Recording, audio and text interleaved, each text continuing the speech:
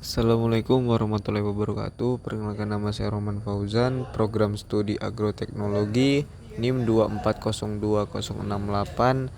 Laporan hasil praktikum tentang alelopati beberapa jenis tanaman terhadap perkecambahan. Pendahuluan, ekosistem adalah sistem kehidupan yang terbentuk dari interaksi timbal balik antara makhluk hidup dan lingkungannya. Ekosistem mencakup seluruh permukaan bumi, baik di darat maupun di air. Ekosistem terdiri dari dua komponen, yaitu komponen biotik dan abiotik. Komponen biotik adalah makhluk hidup seperti tumbuhan, hewan, dan organisme lain. Sedangkan komponen abiotik adalah bagian tak hidup, seperti cuaca dan lanskap. Ekosistem dapat dibedakan menjadi ekosistem alami dan ekosistem buatan. Ekosistem alami, ekosistem yang terbentuk secara alami tanpa campur tangan manusia. Contoh ekosistem alami adalah hutan, sungai, danau, laut, padang rumput, dan padang pasir. Sedangkan ekosistem buatan, ekosistem yang diciptakan oleh manusia untuk memenuhi kebutuhannya. Contoh ekosistem buatan adalah sawah, akuarium, waduk, dan kolam ikan. Istilah ekosistem berasal dari bahasa Yunani, yaitu dari kata oikos, yang berarti rumah atau tempat di mana organisme hidup, dan sistem yang berarti cara atau susunan. Adapun tujuan manusia membuat ekosistem buatan ialah untuk beberapa hal, antara lain contohnya seperti berikut. Meningkatnya populasi manusia, maka kebutuhan hidupnya pun makin tinggi. Keperluan manusia mulai dari sandang, pangan, dan papan diperoleh dari alam. Jika hanya mengandalkan ekosistem alami, maka dapat terjadi ketidakseimbangan ekosistem akibat menurunnya spesies tertentu. Dengan membuat ekosistem buatan, maka dapat memenuhi kebutuhan manusia terhadap suatu spesies yang dibutuhkan tanpa merusak ekosistem alami. Tujuan praktikumnya yaitu praktikum ini bertujuan untuk mempelajari pengaruh alelopati dari beberapa jenis tanaman terhadap perkecambahan atau pertumbuhan tanaman.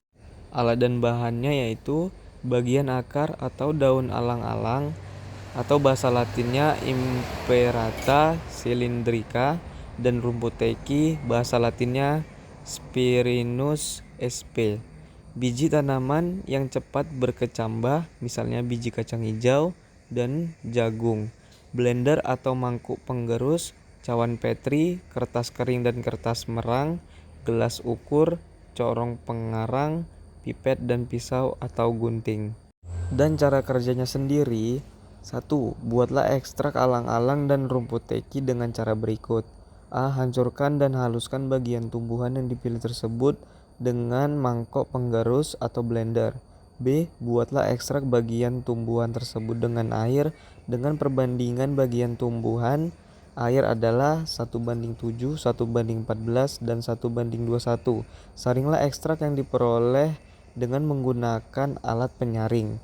2. Letakkanlah 10 biji jagung atau biji kacang hijau pada cawan petri sebanyak 9 petri.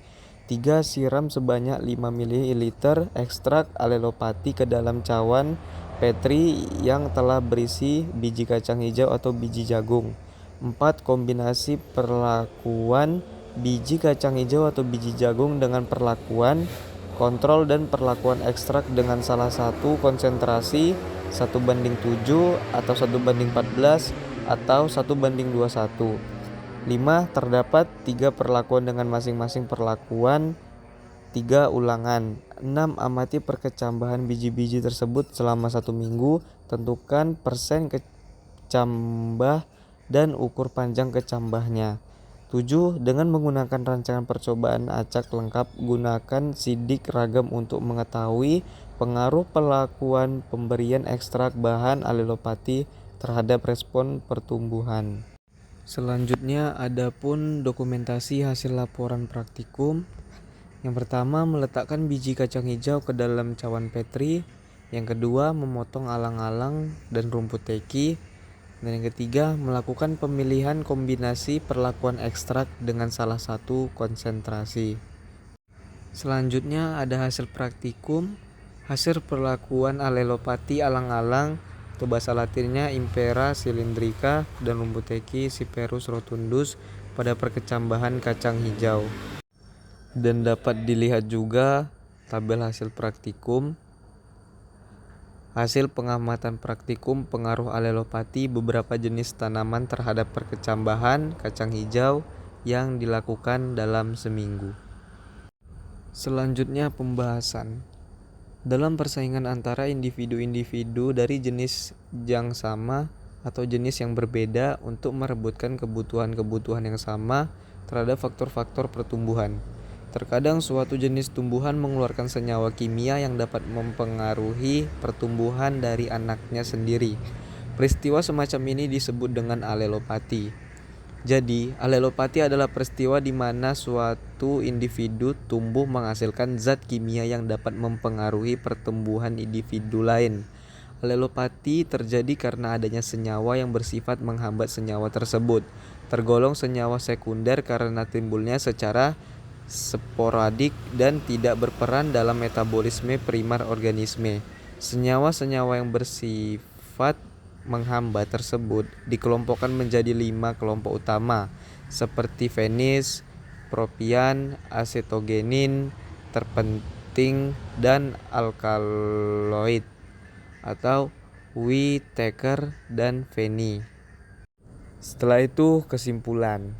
Yang pertama, alelopati dapat dimanfaatkan sebagai bioherbisida untuk mengendalikan gulma.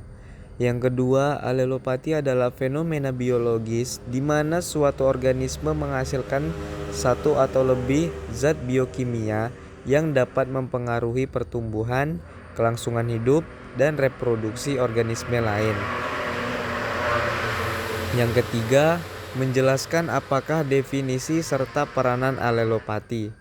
Dan yang keempat, zat alelopati dari alang-alang dapat berpengaruh terhadap pertumbuhan semai. Sekian laporan dari saya tentang hasil praktikum dari alelopati. Kurang lebihnya saya mohon maaf. Wabillahi taufiq wal hidayah. Wassalamualaikum warahmatullahi wabarakatuh.